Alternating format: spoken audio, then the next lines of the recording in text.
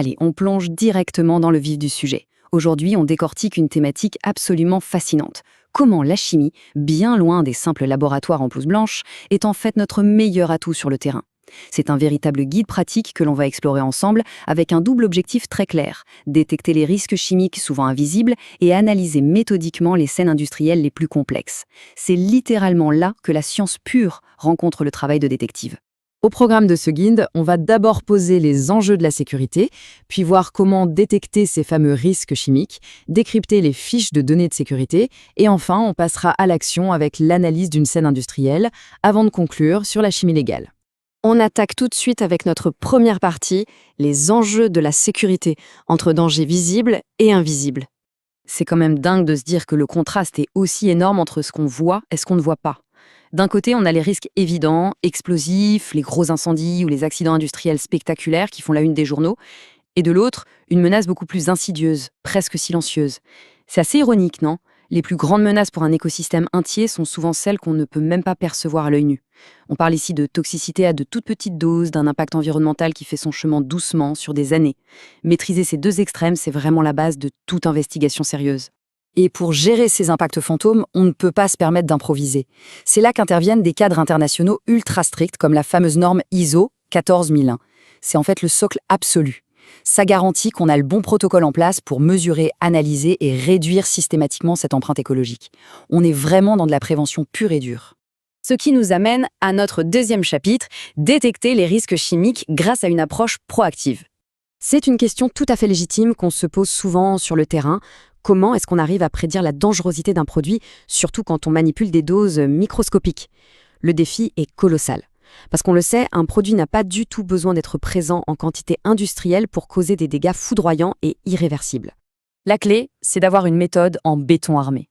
Concrètement, ça se passe en 3 temps. D'abord, on identifie avec une précision chirurgicale les agents chimiques présents.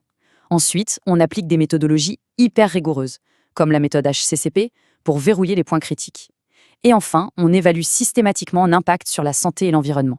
C'est exactement cette rigueur qui permet de transformer une incertitude totale en une science prédictive sur laquelle on peut compter. On passe à la troisième partie et on va parler d'un outil absolument indispensable, les fiches de données de sécurité. Franchement, si ce guide de survie devait avoir un code de triche, ce serait celui-là. Savoir lire et décrypter une fiche de données de sécurité, ce n'est pas juste cocher une case administrative. C'est littéralement la clé de voûte de la prévention.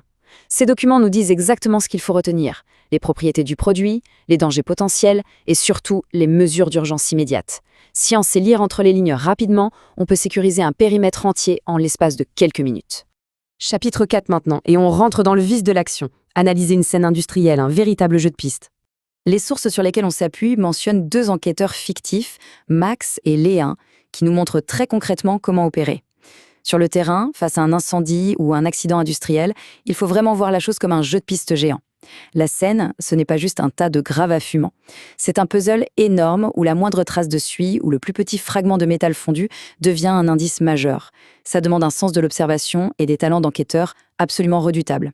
Et après une explosion dont on ignore l'origine, la grande question qui se pose immédiatement, c'est comment retrouver des traces d'explosifs au milieu de tonnes de ruines. C'est l'équivalent de chercher une aiguille dans une botte de foin complètement carbonisée.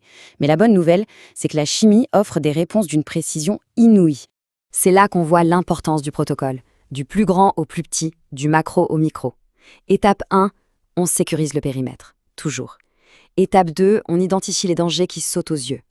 Et c'est l'étape 3 qui est fascinante, parce qu'elle révèle ce qui est invisible, grâce à une analyse chimique de pointe. En utilisant des détecteurs de traces, on arrive à isoler la signature chimique exacte d'un explosif ou d'un détonateur. On prend un chaos total et on le transforme en une chaîne de preuves limpide. Ce qui nous amène tout naturellement à notre 5e et dernier chapitre, la chimie légale, l'art d'apporter la preuve.